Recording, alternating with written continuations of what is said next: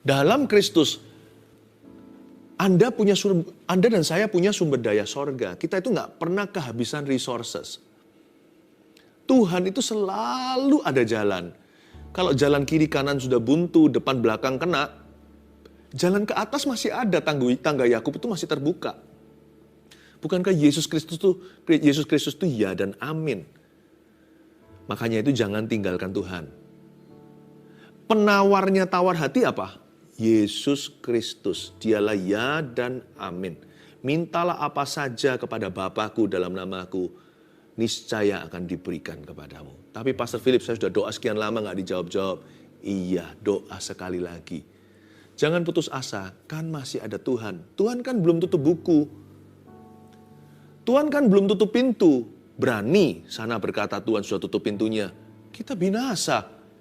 Selama kita masih hidup bernafas lagi, jiwa kita masih dikandung oleh raga.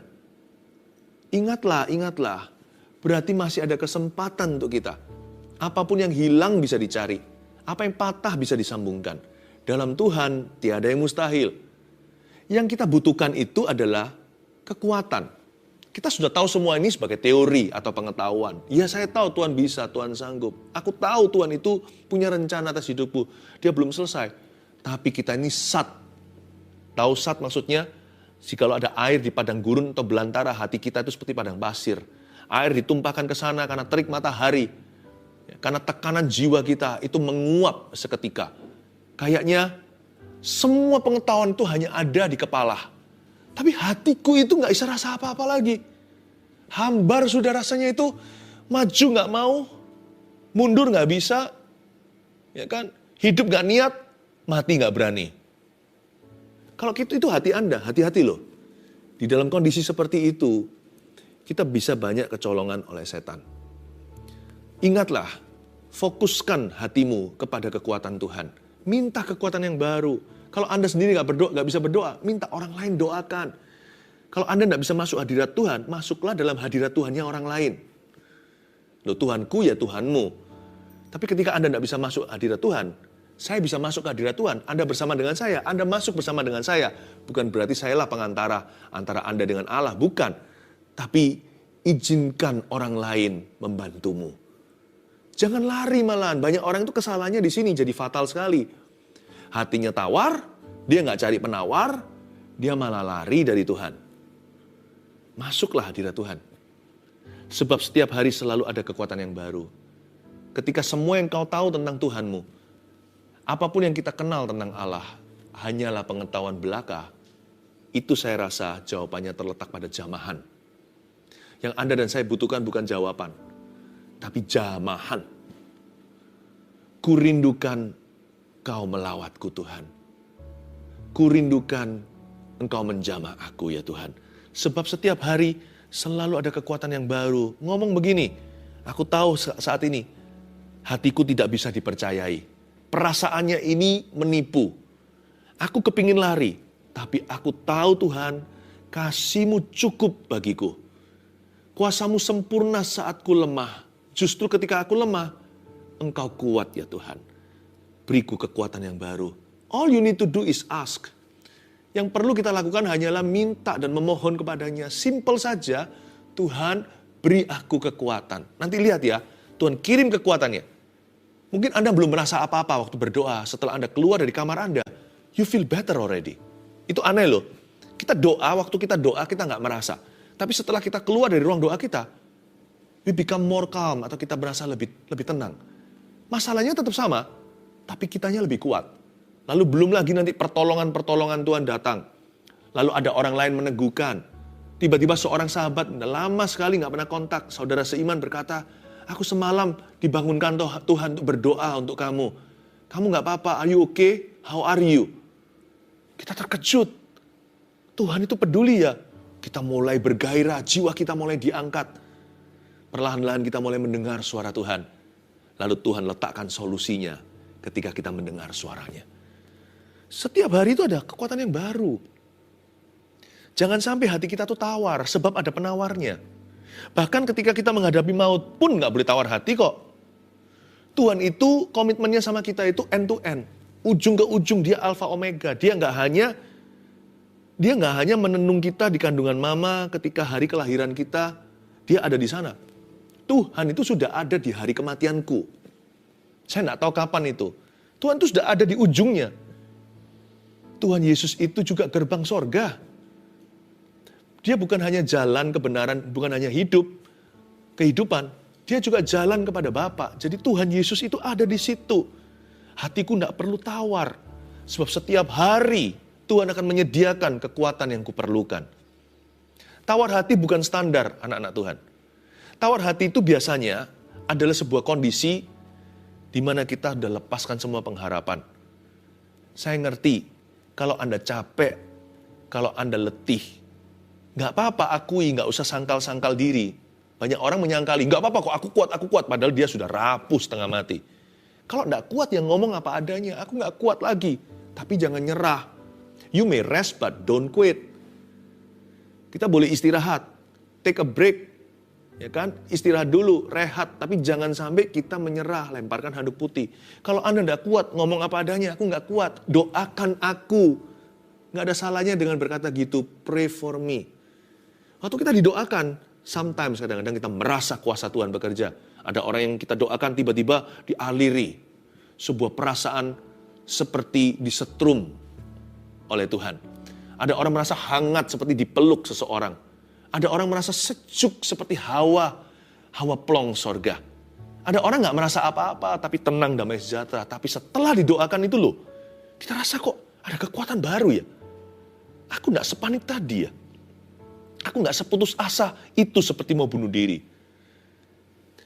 Serasa ada pengharapan, padahal saya belum melihat solusi. Kalau Anda tidak kuat, minta kekuatan. Sebab itu kami tidak tawar hati, tetapi meskipun manusia lahiriah kami semakin merosot, namun manusia batiniah kami dibaharui dari sehari ke sehari. Every day, tiap hari Tuhan sudah menyediakan kekuatan baru. Katakan amin.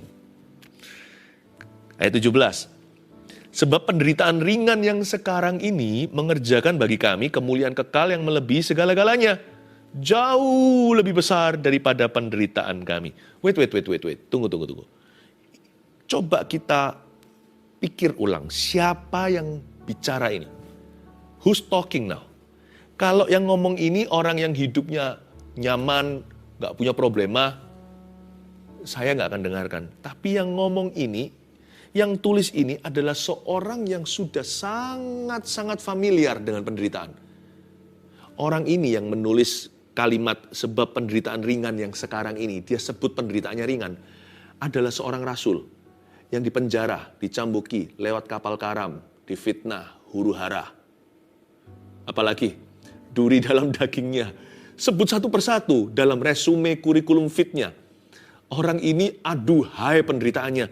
Kok bisa ya? He talks so light of his sufferings. Dia bicara begitu enteng atau meremehkan, mengentengkan atau meringankan penderitaannya sendiri. Itu loh orang Kristen. Belajar seperti Paulus. Anak Tuhan itu nggak boleh hiperbola kalau soal penderitaannya. Kalau orang lain sakit kita turut menangis, orang lain baru menetes air mata, kita sudah meratapinya, nggak apa-apa. Itu namanya belas kasihan. Menangislah dengan orang yang menangis, kata Yakobus. Tapi kalau kita digencet sedikit oleh kehidupan, kena tekanan langsung nangis sejadi-jadinya, belum apa-apa. Orang lain mungkin hanya baru meneteskan air mata, kita sudah merengek-rengek mau mati. Berarti kecil sekali kekuatan kita. Sampai-sampai dikit-dikit tahan atau tidak tahan imannya. Kurang tabah lah kira-kira. Tapi orang yang ngomong ini, yang bilang ini adalah seorang rasul yang kerap kali menderita. Saya ulang ya, sebab penderitaan ringan yang sekarang ini. Penderitaan ringan yang sekarang ini. Ulang lagi, penderitaan ringan yang sekarang ini. Light suffering. Penderitaan ringan yang sekarang ini. Saya ulang lagi, sampai merema di dalam jiwa kita yang suka besar-besarkan masalah sendiri. Saya tahu masalahmu besar. Tapi nggak segede itu, percayalah. Pastor Philip nggak tahu sih, masalah saya juga besar, juga nggak segede itu. Saya nanti buktikan kenapa masalah kita semua ini kecil. Saya ulang lagi dulu. Paulus bilang begini, sebab Penderitaan ringan yang sekarang ini, penderitaan ringan yang sekarang ini, penderitaan ringan yang sekarang ini mengerjakan bagi kami kemuliaan kekal yang melebihi segala-galanya, jauh lebih besar daripada penderitaan kami yang ringan sekarang ini. Coba tulis dulu aja nomor 2 ya. Jangan tawar hati, mau tahu kenapa? Sebab masalah hidup kita itu ringan dan sebentar saja. Ringan kenapa? Saya berikan alasan. Penderitaan kita seberat-beratnya tetap ringan karena kita bukan orang yang paling menderita di dunia. Ayo, setuju nggak? Selalu ada orang yang lebih menderita dari kita. Coba, kita ini nggak fair. Nggak fair. Kalau kita soal barang atau uang, kita selalu compare, bandingkan dengan orang yang di atas kita. Waduh, andai ku kaya. Tapi kalau menderita, kita bandingkan dengan orang yang di bawah kita. Kamu nggak semenderita diriku. Kamu enak ya. Wah, kita besar-besarkan, kita seperti sudah berada di puncak Himalaya. Kita satu-satunya yang paling malang. Paling hebat lah penderitaan kita. Benar nggak? Padahal jujur, kalau Anda pikirkan sungguh-sungguh, penderitaanmu dan penderitaanku bukan yang terberat. Seberat-berat penderitaan kita masih ada yang lebih berat. Kalau memang betul-betul ada di dunia ini satu orang yang paling berat, dia masih malu sama Ayub. Jadi masalah kita itu ringan, harus setuju. Ayo sepakat sama saya. Udah jangan lihat masalah orang lain, persoalan sendiri. Ayo kita sama-sama mengakui bahwa problemaku ringan saja kok. Dibanding sama orang lain. Dibanding sama Yesus. Ya tapi kan Yesus anak Allah. Ya tapi kan Yesus gak salah. Kalau kita menderita kan sepatutnya, selayaknya. Lah Yesus kenapa menderita kan untuk kita? Yesus aja gak ngomel kok. Dia itu pikul salib kita. Kok kita itu ngomel melulu pikul salib sendiri?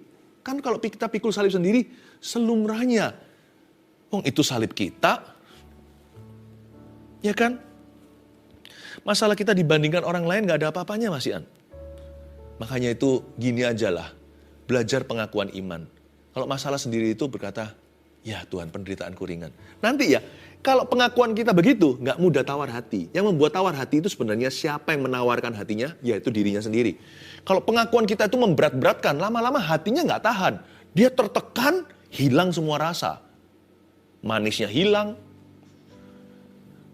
asamnya hilang, pahitnya juga hilang, pahit juga enggak, manis juga kagak.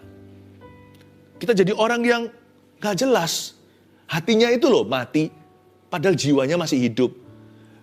Tubuhnya juga masih hidup. Tapi hatinya itu sudah dead, sudah mati. Nah gimana kita mendengar suara Tuhan? Kita mendengar suara Tuhan itu dengan hati loh. Bukan dengan telinga jasmani. Telinga rohani itu di hati.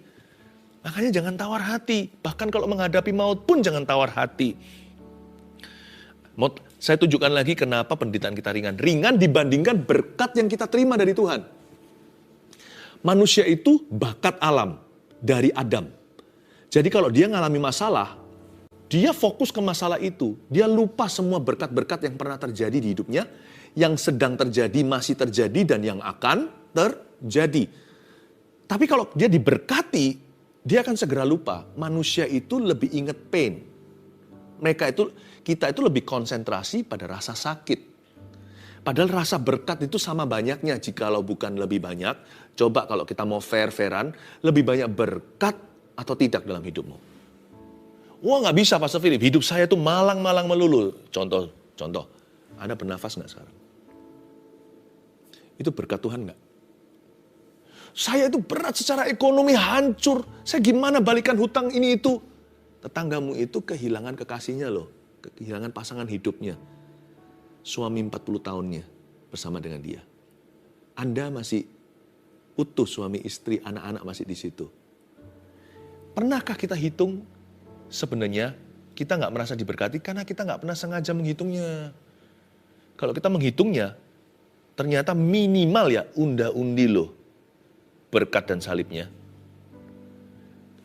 Memang di hidup ini nggak bisa gini loh, berkat melulu. Nanti kita lupa. Atau salib melulu. Nanti kita akan tidak tahan. Tuhan itu selalu izinkan berkat salib, berkat saling menyalip. Berkat saling berdatangan, salib pun harus kita hadapi. Nah, kalau kita mau sungguh-sungguh hitung berkat Kristus di hidup kita, semua yang free, yang diberikan cuma-cuma, you be very surprised. Ternyata minimal unda-undi loh, jikalau bukan berkat itu mengepungmu, tapi tidak pernah kau anggap sama sekali. Belum lagi, nama kita tertulis di kitab kehidupan anak domba Allah. Kita mati, mentah-mentah masuk surga. Itu mau bayar berapa? Aduh, orang-orang yang meringkuk di neraka hari ini, andai kata mereka bisa reinkarnasi. Nggak ada ya reinkarnasi dalam kekristenan. Yang ada resurrection, bukan reincarnation. Bukan reinkarnasi, yang ada adalah kebangkitan orang mati. Tapi andai kata ini omong kosongnya, ilustrasi kiasan saja, kalau mereka diizinkan seperti si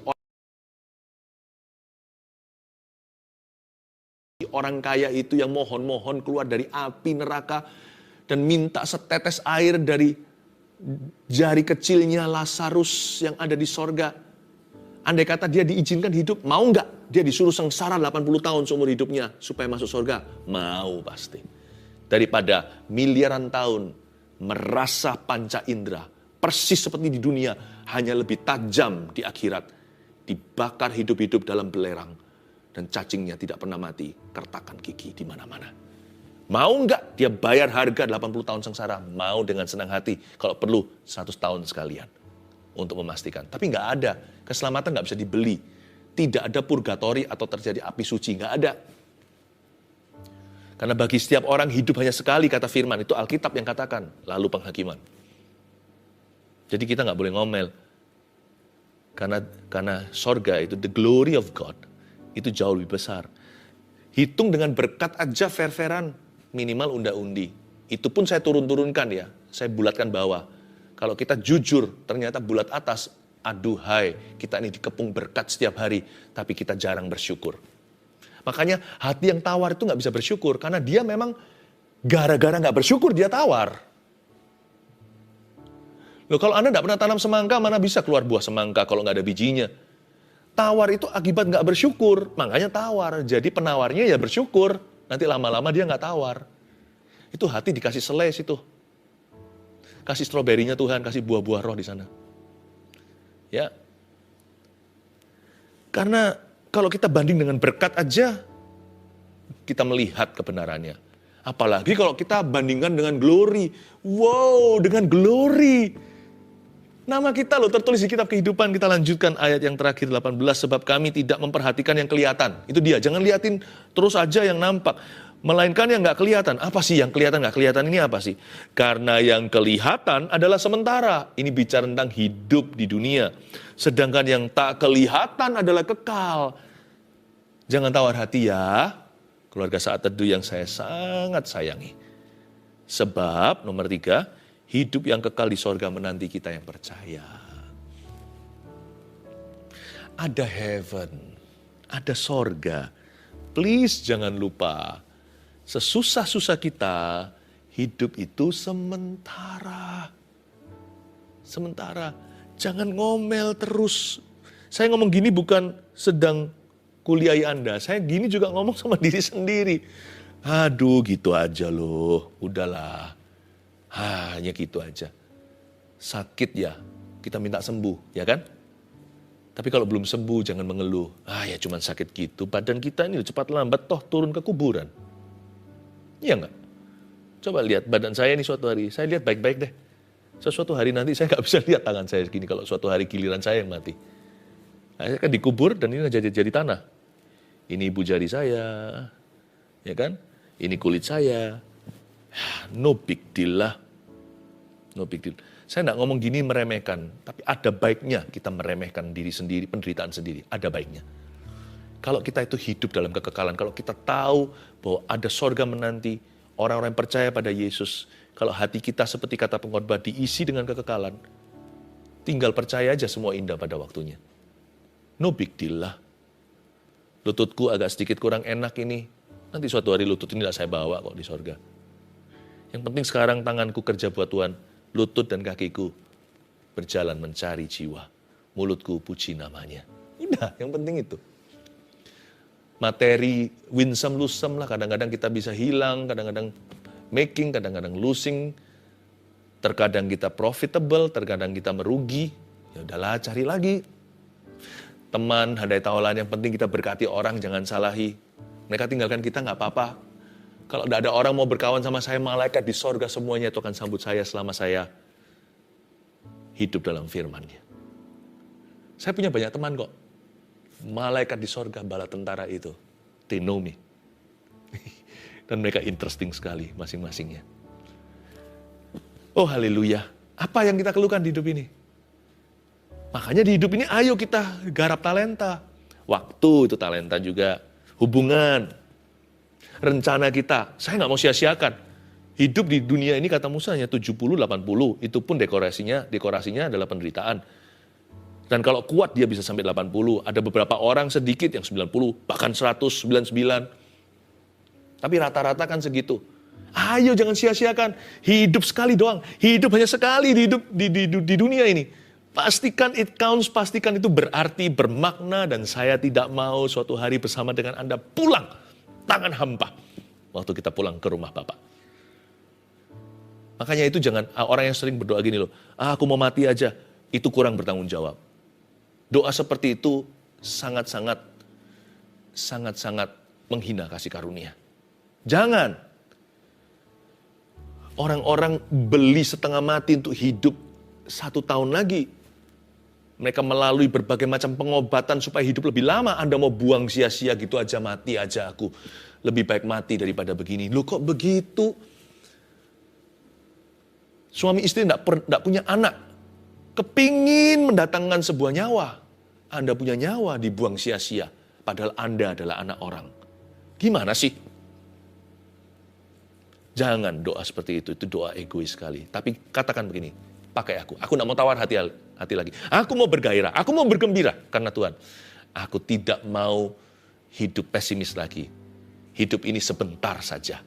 Sebentar dibandingkan miliaran tahun kemudian. Karena itu bukanlah fantasi, itu firman Tuhan. Bahwa kekekalan itu artinya dari kekal sampai kekal. Berarti miliaran pun hanya menitan. Itu selama-lamanya. Oh Tuhan, aku cuma punya 365 hari. Kali 70 atau 80 jikalau kuat. Dan lebih dari itu adalah bonus. Aku pastikan hari-hariku, ku hitung baik-baik, ajarku menghitung hari-hari agar hatiku beroleh bijaksana. Dan pastikan dalam hidupku ini melayani Tuhan. Pakailah saya, itu doanya. Bukan mati saja, pakailah aku sekarang Tuhan. Aku tidak tawar hati, ku serahkan hatiku. Lawan kata tawar hati apa? Serahkan hati. God wants your heart. Jesus wants your heart. Yesus mau hatimu. Dia rindu hatimu dan hatiku. Dia mau your heart. Lawan katanya tawar hati adalah serahkan hatimu kepada Kristus. When you surrender your heart, atau Anda serahkan hati kepada Tuhan, everything God, not only everything good will happen to you. Bukan hanya segala sesuatu yang baik terjadi padamu, tapi segala sesuatu yang ilahi akan terjadi dalam hidupmu. Saya akan selesai sampai sini saja. Saya tergerak nanti next saat teduh berikutnya, saya bahas aja soal tabah. Ya, saya kasih judul tabah. Jadi ini serian ya, masih nanti di Korintus ini saya akan lanjutkan, tapi saat teduh berikutnya. Dan saya tergerak juga, ada dorongan di dalam roh saya untuk mengajak keluarga yang punya anak berkebutuhan khusus. Anda suami istri yang punya anak-anak special need.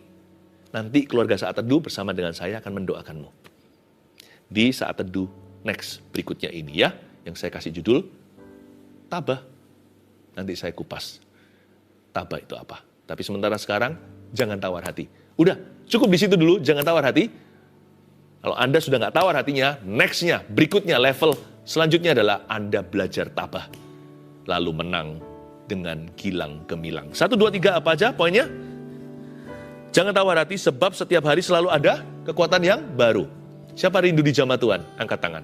Yes, praise the Lord. Saya bisa lihat tangan-tangan Anda. Jangan tawar hati sebab masalah hidup kita itu ringan dan sebentar saja. Ringan masalah hidupku. Nggak seberapalah dibanding orang lain.